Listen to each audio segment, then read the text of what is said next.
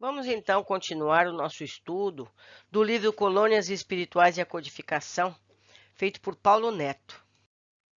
Autores espirituais que as mencionam. Podemos acrescentar que essa informação sobre a existência das colônias espirituais é encontrada em outros autores espirituais, como, por exemplo, João Lúcio, na psicografia da obra Em Novos Horizontes, por Wagner Gomes Paixão, que nasceu em 1962 e ainda está entre nós. Essa de Queiroz, em Getúlio Vargas, em Dois Mundos, pela pena de Wanda Albertina Canuti, nascida em 1932 e falecida em 2004. Adamastor, em Ícaro Redimido, a vida de Santos Dumont no plano espiritual pelo médium Gilson Teixeira Freire, nascido em 1953 e ainda entre nós. Eu estou pensando em ler esse livro também. Eu já li, é muito bom. Vamos continuando. Zílio, em Um Roqueiro do Além, psicografado por Nelson Moraes, nascido em 1940 e ainda entre nós. Joana de Ângeles, em No Limiar do Infinito, por Divaldo Pereira Franco. Nessa última obra, temos o capítulo 12, intitulado A Vida Espírita ou Espiritual, do qual transcrevemos o seguinte trecho. Sendo a vida na Terra, suas edificações e paisagens, um símile mais condensado e algo mais grosseiro do que existe no mundo espírita ou espiritual, facilmente se compreenderá que o progresso na região das causas transcende em beleza as realizações, superando em emoções e efeitos tudo quanto a imaginação pode conceber. Desde os sítios mais grotescos e sombrios, onde se fixam os núcleos de depuração compulsória para os que dilapidam, irresponsáveis, os preciosos dons da existência, até os altos círculos de felicidade nas vibrações circunvizinhas da Terra. Há uma infinita variedade de vilas e cidades, círculos espirituais, postos de socorro onde vivem os que se vinculam ao planeta generoso, que nos serve de berço e escola, de progresso, nos intervalos de uma para outra reencarnação. Plasmados pelas mentes que as moldam no fluido universal, são populosos centros de vida em que o amor estua verdadeiros céus. Não se tratam de lugares hipotéticos ou de centros onde campeia a ociosidade em aposentadoria demorada ou de paisagens fantasias para o repouso da inutilidade. Há atividades febriciantes em que o culto ao trabalho fomenta o progresso das mentes e aprimora os sentimentos.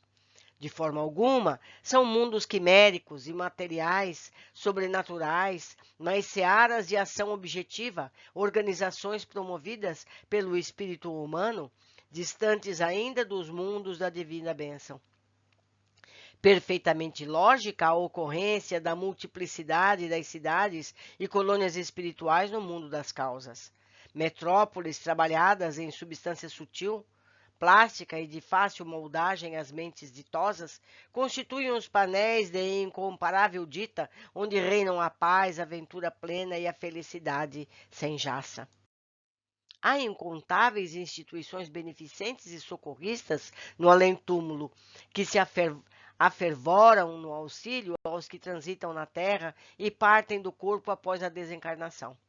Legiões de abnegados e caridosos mensageiros do Senhor recolhem em institutos de recuperação e aperfeiçoamento os desencarnados em dor. Educandários e hospitais de retificação, à semelhança dos que existem na Terra, melhor organizados e mais aprimorados, se abrem convidativos como santuários de recolhimento e correção para a elevação dos caídos. Conforme existem na Terra conglomerados e organizações humanas para albergar a imensa legião de criaturas, no plano espiritual sucedem-se múltiplos acolhedores como ninhos de ventura. Ninguém se surpreenda, portanto, que a vida espiritual seja refletida nas comunidades terrenas, que são cópias imperfeitas das sociedades vigentes nos círculos superiores do orbe e nos planetas onde a vida estua sem sombra, sem dor, sem morte, sem adeus. Divaldo Pereira Franco, na sua edição do ano 2000, nas páginas 97 a 102. Outro livro, Luiz Felipe em Cidades Espirituais, pelo médium José Fernando Araújo, ou simplesmente Zé Araújo, nascido em 1964 e ainda entre nós. Ele é de Blumenau, Santa Catarina. A peculiaridade é que o Zé Araújo é médium mecânico. Araújo escreveu, está na edição de 2014, na página 10, cujo trabalho de Cartas do Além, Incensões e Psicografia Públicas, consolando parentes e amigos dos que já partiram, a quem tivemos a honra de conhecer pessoalmente. Essa obra foi publicada em abril de 2014, ou seja, bem recente, da qual transcrevemos os seguintes trechos. Aqui na colônia Nova Esperança, a força que imprime as cores e as edificações são formadas a partir dos anseios e da forma como cada habitante vibra e consegue alcançar dentro dos mundos particulares o seu estado de crença. Isso está na página 17. A colônia Nova Esperança, em seus primórdios, era apenas colônia correcional, onde haviam espíritos um tanto endurecidos e ainda presos no orgulho de casta e no apego aos bens materiais. Em uma época distante, aqui existia um hospital que hospedava por longo tempo espíritos que, em grande apego às suas enfermidades, ficavam alimentando uma longa vitimização e eram tratados para se recuperarem. Isso está na página 19. Sim, essas paragens, que foram nominadas como umbrais ou regiões inferiores, são apenas os estados conscienciais e de forte influência nos pequenos mundos plasmados e identificados por esses tantos irmãos terrenos que se atraem, um mesmo diapasão de anseios e crenças. Essas crenças, geralmente, são alimentadas de maneira tão forte que passam a fazer parte integral da mente desencarnada. Isso está na página 23. A conversa, no aerobonde, chegava ao fim. Sila, que se expressava com uma clareza e vivacidade que me mantinha conectado aos seus esclarecimentos. Nosso aerobonde chegara à estação central, onde tínhamos que descer e ir ao encontro do prédio muito bem instalado, bem no centro da colônia, dividindo os setores norte, sul, leste e oeste. Isso está na página 61. Para um breve esclarecimento do que aprendemos aqui, as cidades e colônias e comunidades aqui concentradas fazem parte dos tantos mundos transitórios que recebem por afinidade os outros muitos fatores, os que deixam o corpo físico em condições necessárias para habitar o complexo morada nova. Nas cidades, com uma atmosfera mais baixa, há grande semelhança com a Terra. Muitas casas, jardins, bosques, montanhas, rios cristalinos e até animais.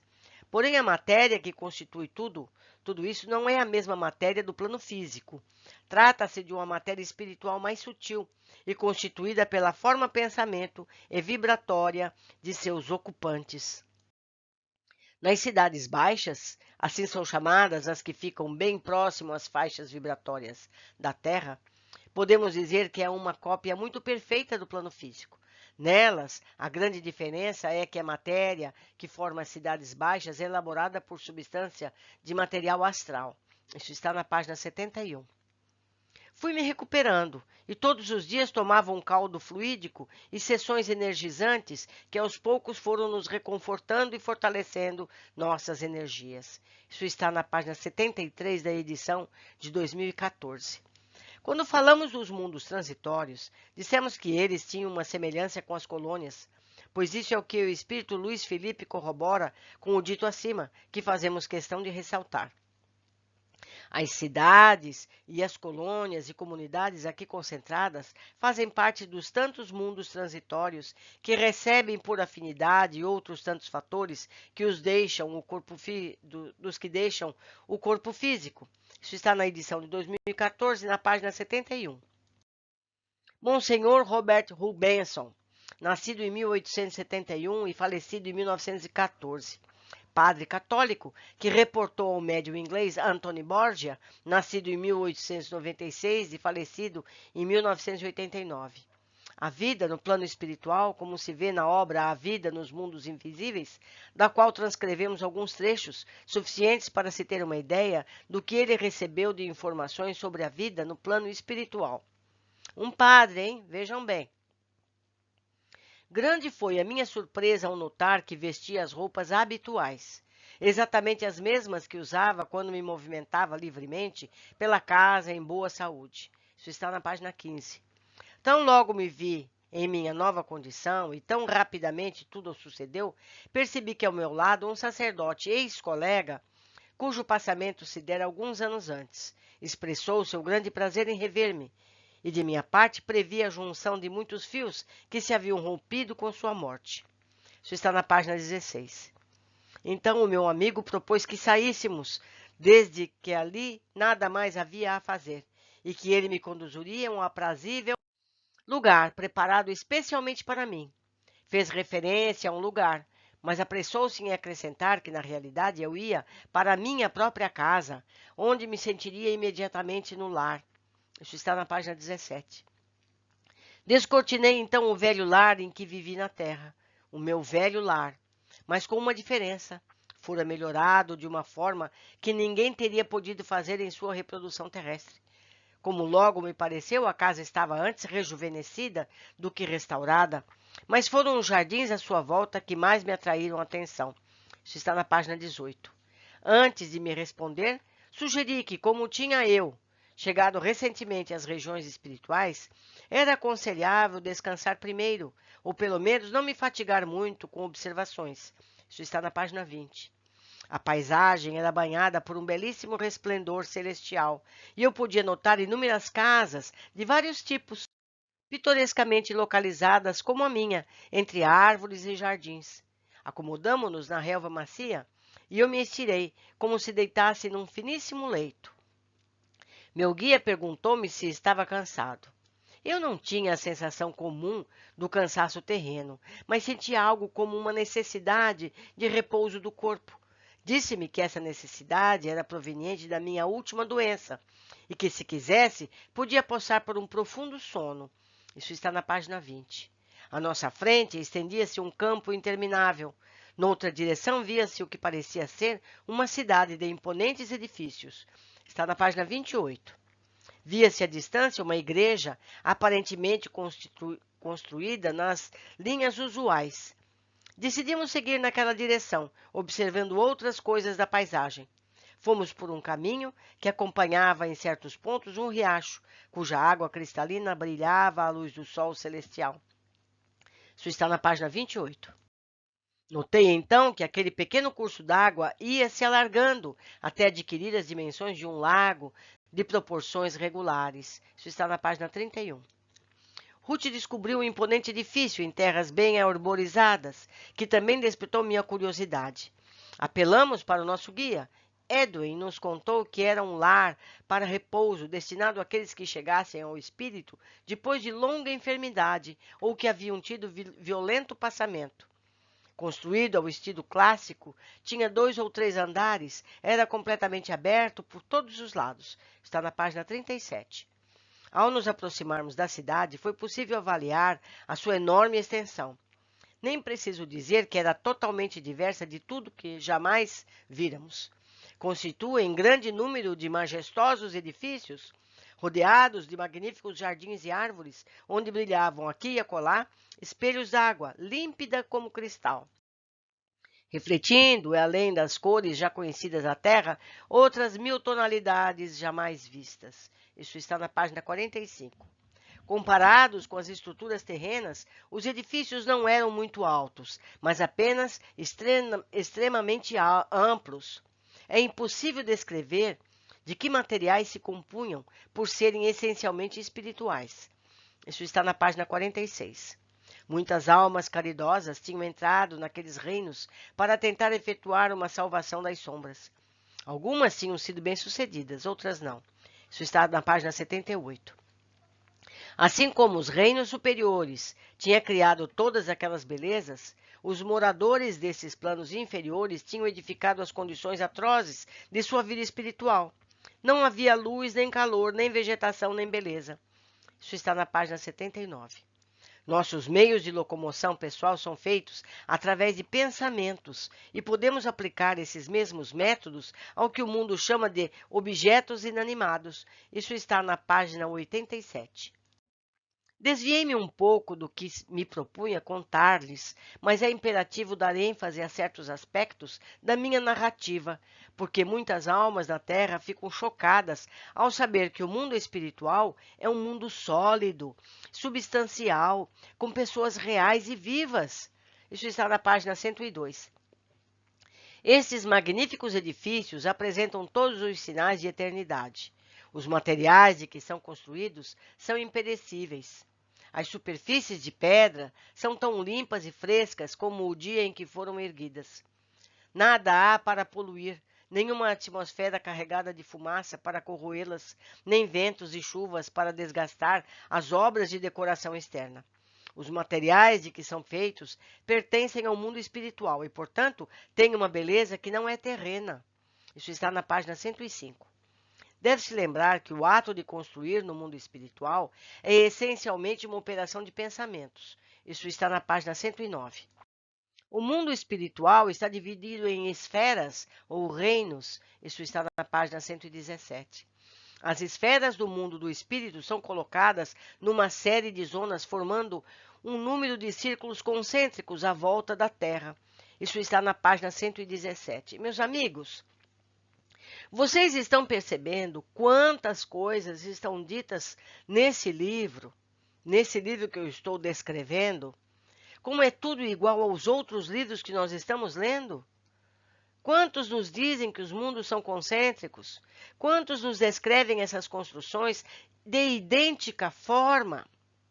Isso é a expressão da verdade, porque ela é comum em todos os tempos. Esses livros foram escritos há 2 séculos e permanecem como os atuais. Mas vamos continuando. Os reinos inferiores da escuridão são situados perto da Terra e penetram na sua parte mais baixa. Isso está na página 117. Cada esfera é completamente invisível a todos os habitantes das suas inferiores. Isso é, pelo menos, o que forma os nossos limites. Isso está na página 120, na edição de 1991. As descrições dessa obra têm uma similitude muito forte com tudo que encontramos sobre o mundo espiritual nas obras de André Luiz, que, se não fosse indicada a autoria, certamente seriam confundidas com alguma deste.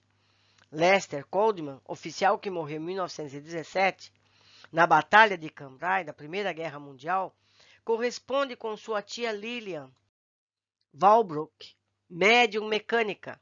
Suas mensagens iniciaram no fim do ano 1922. Este caso é citado por Doyle, do qual Schuttel extraiu para seu livro A Vida no Outro Mundo, de onde transcrevemos.